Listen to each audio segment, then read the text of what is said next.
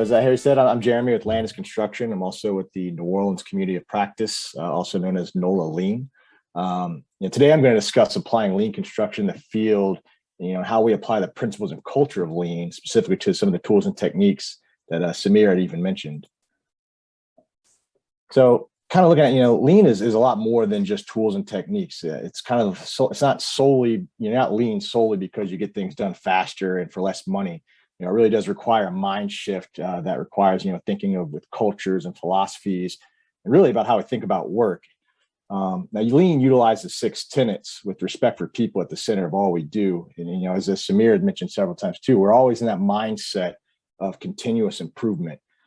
Sometimes you see this as a plan, do, check, adjust, or PDCA is often too, sometimes you'll see it referred to as that as well.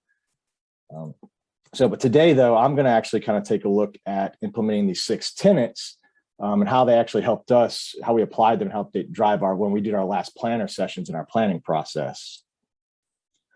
And some of you may be familiar with the last planner system. And I've said I did my 10 minutes. I don't have time to talk about every phase of it, but the real quick bottom line of it is it's really deriving that plan from the guys and gals actually doing the work. They call them last planners, the people putting work into place. They're swinging the hammers, putting the studs up, getting the information from them to create our plan as we produce work going forward. I thought the best way to really talk about this, if I talked about a very real world scenario for us. So today I'm going to talk about a phase sequencing or phase pull planning meeting that we did with our team on a restroom innovation project here at the New Orleans Convention Center. So what you're looking at here is actually a pull planning meeting that we did. And it was actually probably about the 3rd iteration of us getting together on these restrooms to conduct a pull planning. And I want to say that again, because we didn't just do this one time, we constantly improved upon it. In this specific iteration, we actually looked to break down between the men's and restroom sides, really trying to get in deep into what exactly that we could find places to create flow, create work. And then today, and real specifically, we'll talk about this section here, which is where we're looking at a work package that involved the painter, the tile installer, the electrician, and the framer. And so what we're looking at here is everywhere within our restroom, we had these light soffits that had to go in, and they had to go with the fixture and the tile. And based on normal sequencing of work, first you put the tile in with some electrical rough in, then you come in, you put this little soffit in, you paint it. And then towards the end, you put that fixture trim in, right? When the last things you do is you're getting ready to walk out as you trim it out. Well, my painter came to me and was just started complaining left and right, up and down about how every punch list item he kept getting had to do with this little section here. What happens was the electrician was putting in the fixture and was nicking up his soffit, creating rework, a waste for him. Rework, it's also a waste of money, energy, and just overall frustration. So we kind of had to take a step back and say, how can we do this better? And so what we looked at doing is we brought in all the trades that were involved with this actual task. So we're optimizing the whole for those trades. Said, how can we make this better? And we sat down, we came up with the sequence of tile. Hey, let's put the framing in first, a little piece of this sheetrock.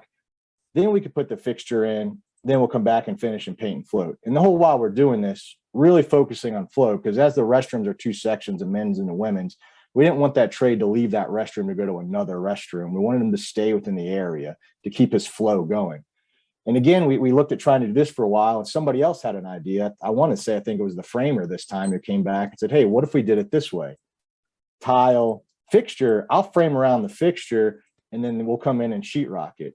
And we checked with the electrician in the meeting, hey, can you do that? Is that okay? And he absolutely said, yeah, that'll work great for me. So they continued this, and this actually worked out great. We really eliminated a lot of waste of coming back for rework. We brought everybody together to come up with the solution. Now, my superintendent continued that idea of continuous improvement within this. And he said, hey, by doing this sequence, I'm pushing my painter to the outside of my tile guy. Now, for those of you may be familiar, sometimes you really want to try to do some of that rough painting work before you put a tile installer in the room, because you get sheetrock dust in the grout lines, or you make a mess that really is just a pain in the butt to clean up. And so he kind of said, there's got to be a better way to do that too. What if we found a way to put these guys inside of what we call our tile man's work package, or the tile installer's work package? And what we did is we moved the painter into that work package and the electrician to come up with a new sequence of work that looks like this, where we have the tile guy starting on one side working through. When he jumps to the other side to do a certain portion of work, the painter gets in there and he starts doing some of his work. Electrician gets in there, framer gets in there. And ultimately, that did increase the tile man's work package about 12 days, where it was originally 10. But we fit in about 8 days of work into that package, which actually ended up taking the flash to bang of that restroom and knocking it down to, saving 6 days of overall work for our overall schedule that we came through this resequencing process. Now, let's tie this all together that we're talking about. So the team, they sought to eliminate waste. It was brought to our attention that, hey, we have some waste of rework going on, which creates waste of money and just actual frustration. And so we need to solve this. So we had to optimize the whole. So we brought everybody that was involved within that together so we could sit down and come up with a solution as a team that benefited everybody. But while we were doing that, we really wanted to focus on flow. We wanted to avoid bottlenecks where one subcontractor was jumping to another trade had to jump to another location and to come back again. And the real driving factor of doing that for us was so it could generate value and value for the customer. But in this instance, too, and a lot of with lean, is the customer isn't the guy signing the check at the end of the day. The customer is that trade that follows on after you. So when you're providing a product to somebody, you're providing the tile, and let's say the metal stud installer, he's providing a product to the electrician for roughing, and so on. So this idea of who the customer is really should change to not just being the owner, but it should actually be that follow-on trade and the people you're working with. And we're always doing this with this mindset of continuous improvement. So one guy had an idea, we improved upon it, tried it. Somebody else had another idea. We took his input and said, let's try that too. My superintendent saw a better way to do it. It's constantly plan, do, check, adjust, always trying to improve what we're working on together. And that's all being driven by this idea of respect for people. All right. In my last little bit of time that I have, I really like to talk about what does respect for people mean. Definitely it's in the construction field, or means to me. It's a lot more than just the thank you, the yes ma'am, the no ma'am, that politeness that's there. It's a lot more than that. It's changing the way we think about our teams and our trade partners and people in general, right? My subcontractors aren't sub to me. They're my trade partners. That's why we call them that.